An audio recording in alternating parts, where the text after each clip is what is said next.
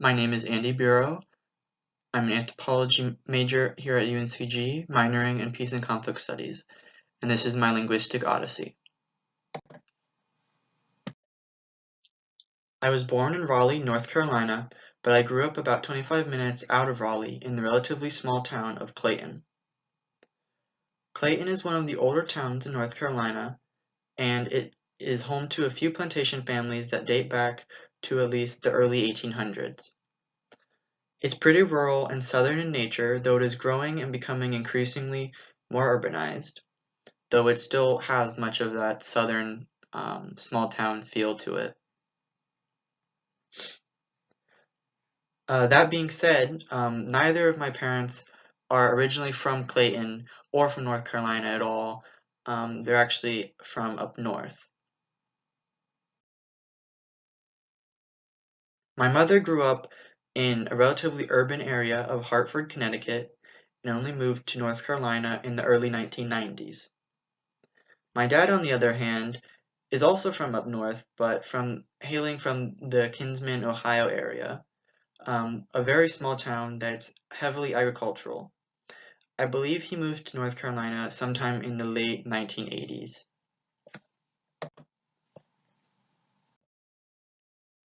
As for my heritage and ethnic background, it's strictly European as far as I know. My last name, Biro, comes from my father's side and reflects my Hungarian ancestry, with me being the third generation in the United States. My mother, on the other hand, traces her ancestry back to Scottish-Italian roots. Unfortunately, very little of these backgrounds are actually reflected in my own cultural practices, aside from a few traditional foods, such as kifli and Hungarian goulash, which are only ever really made around the holidays. In fact, on my mother's side, they actually changed their surname so it would sound less Italian. Um, so I am very much a person of assimilated American culture, but that's not to say that I didn't get some values from my mother and father. I'd say that from my dad, I definitely got a sense of the importance of hard work and perseverance. And he always pushed me to see things through and actually follow through with things that I started.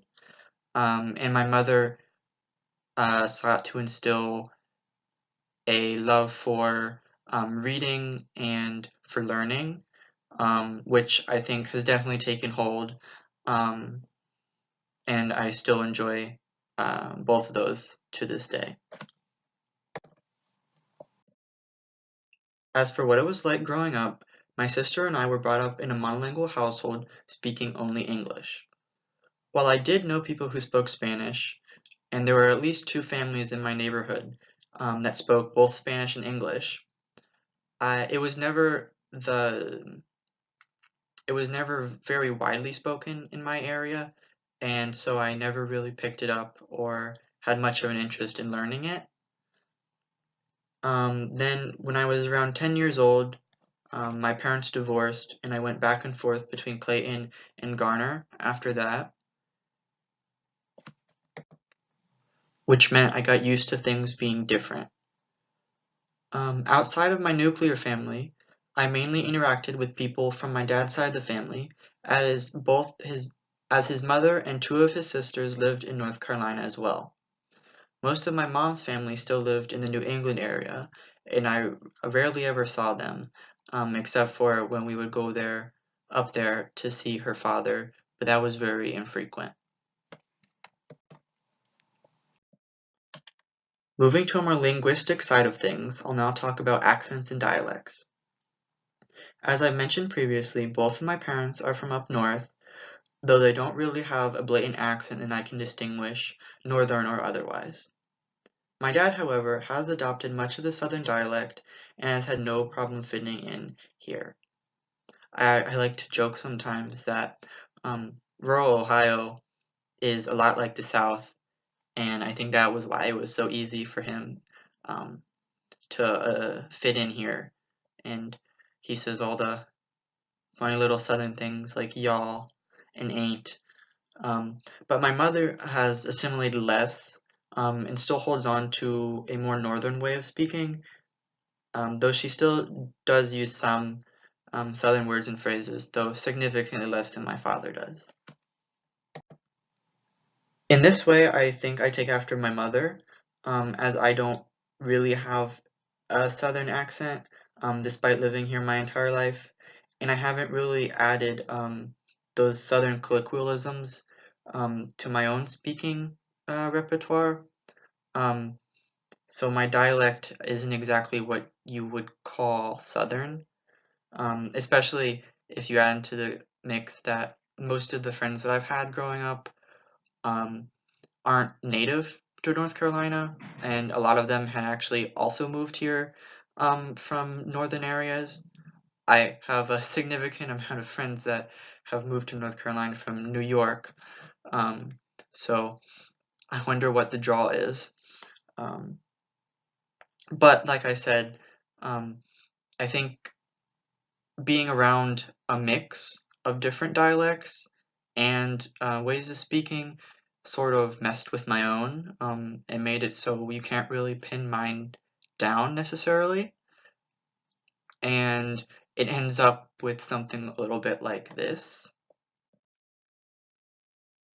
This is a visual representation of where my dialect come from, as determined by the New York Times dialect quiz, which is based off of the Harvard Dialect Survey. And as you can see, my results range from Arlington, Virginia, all the way to Honolulu in Hawaii. And where I don't know how accurate it is in terms of specific cities, I think it goes to show that my dialect isn't for sure Southern and doesn't exactly fit in with any specific region of the United States. Moving on now to some of my earlier interactions with language, specifically with reading and literacy. Um, I was taught to read and write in either kindergarten or first grade. I don't really remember. Um, I don't really remember much from when I was a kid. Um, I just have a bad memory. Um, but I do remember that reading became something that I enjoyed very much.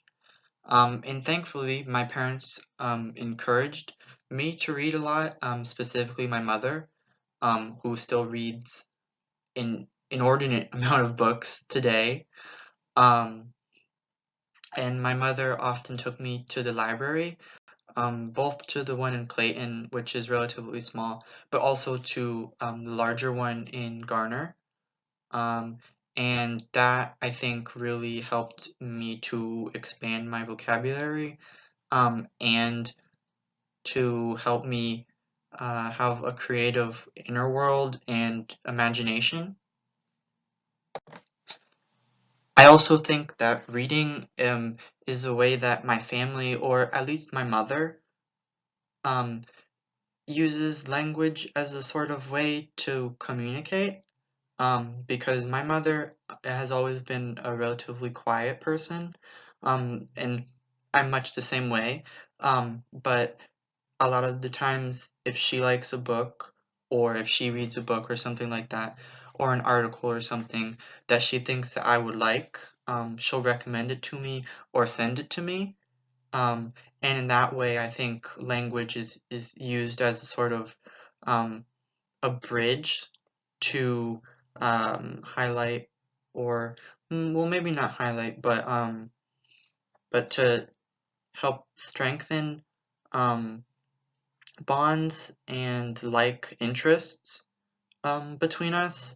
And that also goes for my sister as well. I digress, however. So let's go back to my earlier years of reading and interaction with language. So yeah, in my early years, I remember significantly these books played a big part in helping me make sense of language. I know that I read them a lot, a good many times.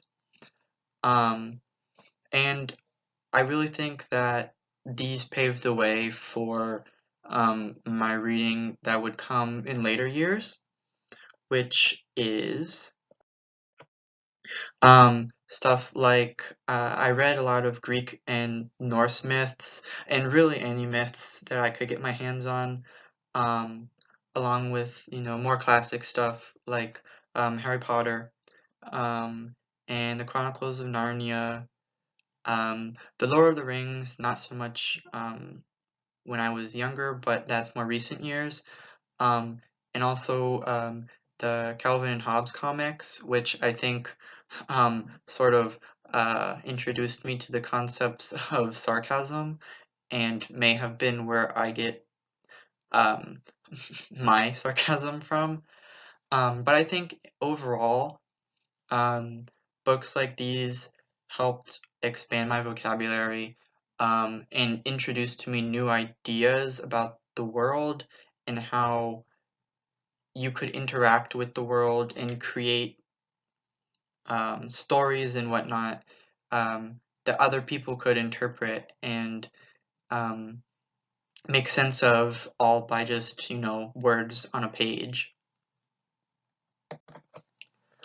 Reading has also had a significant impact on my writing style, with a few authors and stories in particular, which are um, Sir Arthur Conan Doyle's Sherlock Holmes, um, not one particular story, but all of them. I think I've read all of them. Then Frankenstein by Mary Shelley. Um, the H.P. Lovecraft mythos, and all his short stories, and Edgar Allan Poe. Um, and so, like I said, I think these books have had an impact on the language that I use in writing, but specifically in creative writing. Um, and these all share a sort of time frame. They're all at least from some point in the 1800s. Um, and I think that my creative writing style um, draws significantly from that, and so it makes it a kind of weird mix of modern English mixed with the type of English you would have heard um, around like the mid 1800s, which is significantly different from how I actually speak in real life, which I'll get into a little bit more on next slide. So yeah, how writing compares to my actual speech patterns. So in my writing, I find that it's a lot easier for me to actually get my point across, and to more accurately express myself sometimes, than when I'm speaking. And I think a lot of times that's just because um, my mind is generally going at 100 miles an hour, and even though I speak pretty fast most of the time, my mouth generally has a hard time actually keeping up with my brain, and I trip over words a lot, and I stutter sometimes. Um, and on top of that, my voice wavers a lot, which you can probably hear throughout this PowerPoint. Um, and as I said before, my creative writing especially differs a lot than how I actually speak, because it draws so heavily from writers who were operating mainly in like the mid early or 1800s, which is significantly different from how I speak now. Um, but in an academic sense, I think that my writing is pretty similar to how I actually speak. Though I would say that my writing is still better in terms of delivery and structure, and it probably adheres to grammar rules a bit better, as I revise as I'm writing. Um, and sometimes when I'm speaking, my brain doesn't, my mouth doesn't keep up with my brain enough to keep up with the grammar.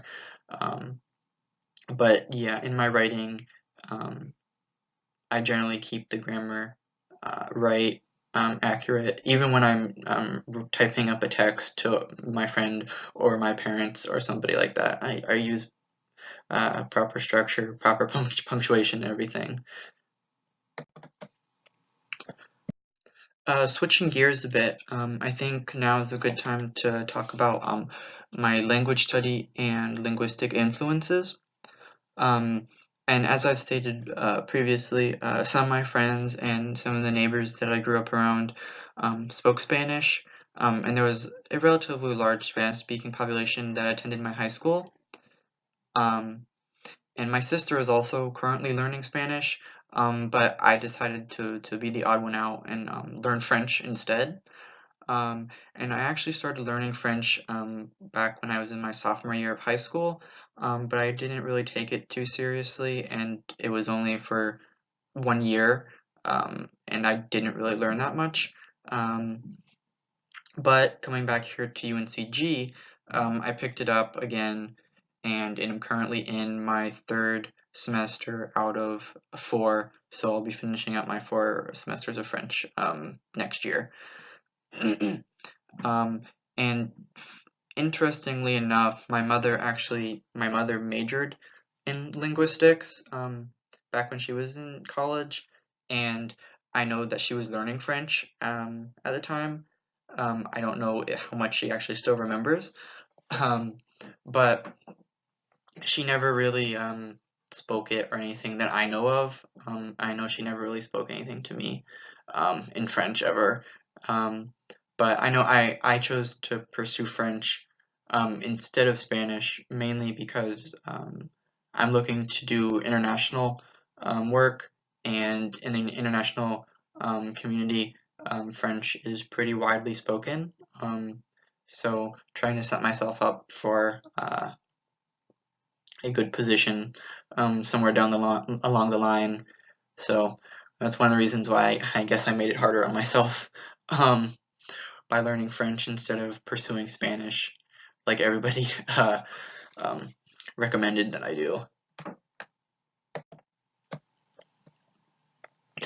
And now I think it's as good a time as any to um, switch over to talking about code switching and just different ways of speaking depending on context. So here we go. So yeah, different speech for different contexts. One of the major ones I made a distinction between that I see a lot of times in my daily life is just the formal versus informal. And I think the way I distinguish that is really just people that you know versus people that you don't really know, or like people that you maybe see like a one-off time, um, like servers at restaurants or a bank teller or somebody like that, um, that you just use, polite formal speech with, versus sometimes like the people that you know well, like your friends or somebody that you would use informal speech, maybe more laid back, not exactly adhering to all the standard rules of English, maybe. And then second category that I distinguish between is like parents versus your friends. Um, and this kind of relates a little bit back to formal versus informal, but with like your parents, um, there's not as much joking around or easygoing maybe with than with your friends. Um, and I know I would never swear in front of my parents, or to my parents. Not that I really make a habit of swearing that much anyway, but when I do, it's usually only around my friends. Um, and then I've also made the distinction between other adults as compared to your parents and your friends. It's not to say that your parents aren't adults, but you know your parents a lot better than you know other adults. And for this, like I would say, like other adults, like would that would encompass like professors. So I would never be sarcastic with or make witty remarks to a professor or an adult that I didn't know very well. But I do make sarcastic remarks and talk somewhat differently to my parents than um, with professors or somebody like that. And obviously, as I already highlighted, like differences between talking to your parents versus your friends. Is kind of goes back to that informal versus formal speech. Finally, we get to what is really the last slide, I'm talking about language and identity. And to tell you the truth, before this class, I never really considered language as a large or significant part of my identity, though that's not to say it isn't, and certainly I've come to realize that it isn't. Um, and on the surface, I guess, me speaking English and whatnot, it reflects my identity as a citizen of the United States and as someone who speaks a slightly altered version of, what you consider standard European or like British English. And it even may mark me as a descendant of immigrants from those European areas. But it's a lot deeper than that. Um, and it's really it's how you express yourself completely. Um, any word or any label that you attach to yourself as part of your identity is only made possible through language. It's made possible through the sounds that form the words or through the symbols that represent those sounds. Um, Andy Bureau is represented in all this the stutterings and the missaying of words and the tripping over words, even though I'm reading them off of a page right now. That represents me as a person, and it's unique to me. Um, Nobody else speaks the same exact way as me. Nobody writes the exact same way as me. Um, and I think that's really, really interesting, and it's something that it can be hard to pin down at times how language ties into your identity. Um, but I really think that language is what, as a whole, makes the expression of your identity possible and communicable to other people, so that you can make a statement to the world that you are you. Um, and yeah, I think that's really how I see it. Yeah. So yeah, I'd just like to thank you for listening to my long-winded odyssey, but thank you nonetheless.